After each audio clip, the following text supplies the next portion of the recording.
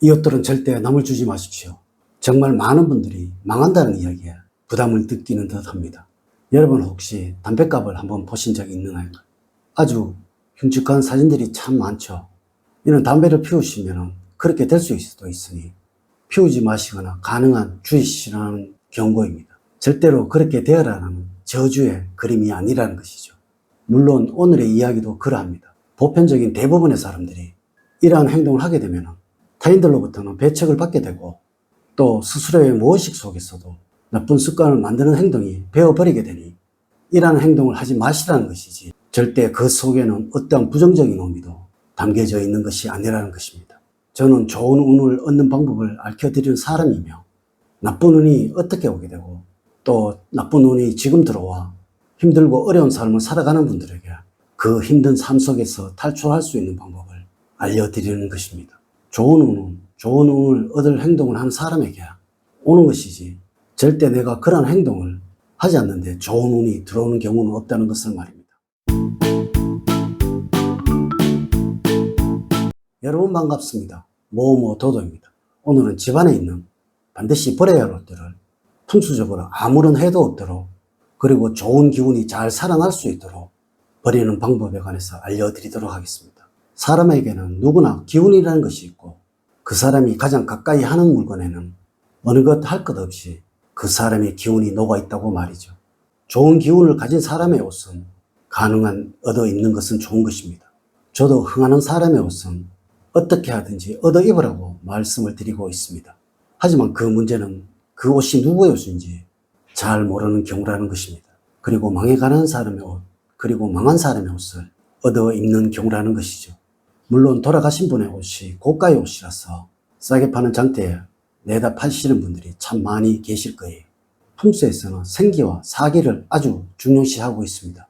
그리고 이 요새는 풍수에서 가장 기본적인 요소인 동기가무이라는 원리가 가장 많이 적용이 되고 있다는 것입니다. 나의 기운이 다른 사람에게로 옮겨갈 수도 있다는 이야기입니다. 자, 지금부터 시작해 보겠습니다. 첫 번째, 좋은 기운을 가진 옷은 절대로 버리지 마십시오. 여러분, 내가 성공할 때 입었던 옷들이 분명히 있습니다. 물론 그때 주로 신었던 신발이나 소품도 있겠죠.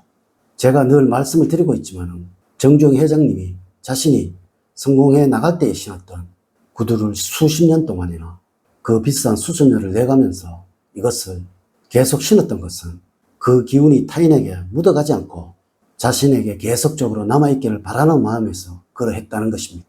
물론 이는 대기업을 만드신 그 어느 창업자분이나 큰 부자분들에게 반드시 있는 징크스라면 징크스인 것입니다. 옷도 그러며 자신이 늘 가지고 다니는 소품 역시 그러합니다. 좋은 시절에 같이 하셨던 것들은 가능한 모아두시고 버리지 않는 것이 좋다는 것입니다. 물론 이 양이 너무 많다면 주변에 아끼시는 분들에게 선물하시는 것도 좋은 방법이겠지만 그것이 부담스러우시다면 종이 상자 큰 것에 그것을 모두 담으셔서 그것을 창고에 넣어두는 것도 좋은 방법일 것입니다. 물론 이것을 제외하고 나머지 것들은 아파트나 주택에도 옷을 수거하는 수거함이 있을 거예요. 그것을 버리세요. 그것의 옷들은 거의 우리나라가 아닌 외국에 보내지는 것들이라 풍수적으로 여러분의 기운이 사라질 우려가 없다는 것입니다. 두 번째, 나쁜 기운을 가진 옷은 꼭 이렇게 버리시도록 하세요. 문제는 바로 이런 나쁜 기운이 녹아있는 옷들입니다. 이것은 웬만해서 남을 주려고 하지는 마십시오. 물론 사람마다의 기운이 전혀 다르니 그 사람에게는 이것이 오히려 좋은 기운이 되어서 그 사람의 기운을 살려주는 경우도 있을 것이겠지만 그래도 혹시 받는 사람의 입장에서 이것을 알게 되는 경우도 있을 수 있다는 것입니다. 사람을 잃을 수도 있다는 것입니다. 아마 여러분들도 누군가 재수 없는 물건, 찜찜한 물건을 주시면 절대 그것을 사용을 하지 않을 거예요. 아니 오히려 아주 기분 나쁘게 하며 이것을 바로 버리실지도 모른다는 것입니다. 여러분 행여 이것을 그 사람이 알게 된다면 어떻게 될까요? 서로 서먹해지지 않을까요? 그래서 남에게 무엇인가를 선물을 하는 것이 정말 어려운 것입니다. 물론 우리 전통에서도 남자아이를 많이 낳는 여성의 속옷을 아이를 못 낳는 여성에게 얻어서 입히는 풍습도 있으며 성공한 사람의 옷이나 소지품, 책 등을 얻어서 사용하는 경우 역시도 있었습니다. 하지만 절대 어려운 사람, 힘들어하는 사람의 물건이나 옷을 얻어와서 이것을 사용을 하거나 입히는 경우는 없었다는 것입니다. 아주 좋은 의미를 가진 것이 아니라면 또 그것이 옷이라면 가능하면 남을 주지 마세요. 물론 모자나 장갑의 경우 그 의미가 무엇이든 내가 오랫동안 사용하였던 것을 남을 주는 경우는 없다는 것을 꼭 명심을 하시도록 하세요. 세 번째, 버려야 할 옷들은 이렇게 버리시도록 하세요. 우선 헤어지거나 낡아서 못 입는 얇은 옷들은 쓰레기 봉투에 넣어서 이렇게 버려야 하는 것이 원칙입니다. 하지만 외투나 두꺼운 옷들도 있을 거예요. 이런 옷들은 아파트나 주택에 수거함에 버리시도록 하세요. 그리고 버려야 할 양이 너무 많다면 수거업체에 연락하시면 그분들이 가져갈 거예요. 이러한 것들은 거의 국내가 아닌 외국에 못 사는 나라에 보내지는 것들이죠. 여러분 혹시 그것은 알고 계시는지요? 남반구와 북반구의 사주도 반대로 본다는 것을 말입니다. 사계절이 반대라서 그러하다는 것입니다. 이렇게 외국으로 나가는 것이라면 풍수적으로는 그 어떤 해도 여러분들에게는 오지 않는다는 것입니다. 물론 저희 집에도 매년 버려야 할 옷들이 참 많이 나오고 있는데요. 이것들은 아파트 옷 수거함에 넣습니다. 이것을 절대 남을 주거나 중고 마켓에는 팔지는 않는다는 것입니다. 저의 좋은 기운이 나가는 것이 두려워서 그러한다는 것입니다.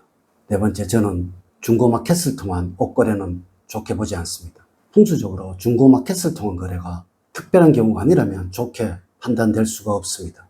이것이 사용을 하는 자의 기운이 전혀 묻어있지 않는 개봉 전의 것이라면 아무런 문제가 없겠지만, 또한 한두 번 입었던 것이라면 특별히 문제가 될 것이 없겠지만 행여 이런 경우도 있다는 것입니다. 아주 재수 없는 물건, 또 절대 거래가 되지 말아야 할 것들, 옷, 소지품들이 새 것 같다고 해서 거래가 되는 경우를 말합니다. 특히 돌아가신 분들이 사용을 하시던 물건입니다. 이는 돌아가신 분의 정이나 기운이 묻어 있는 것입니다. 만약에 그분이 흉사를 당한 분이라면 어떨까요? 만약 여러분들이라면 교통사고로 돌아가신 분이 차고 있었던 1000만원짜리 시계가 100만원에 중고마켓에 나온다면 그것을 차고 다니시겠습니까? 물론 선한 거래도 많을 것입니다.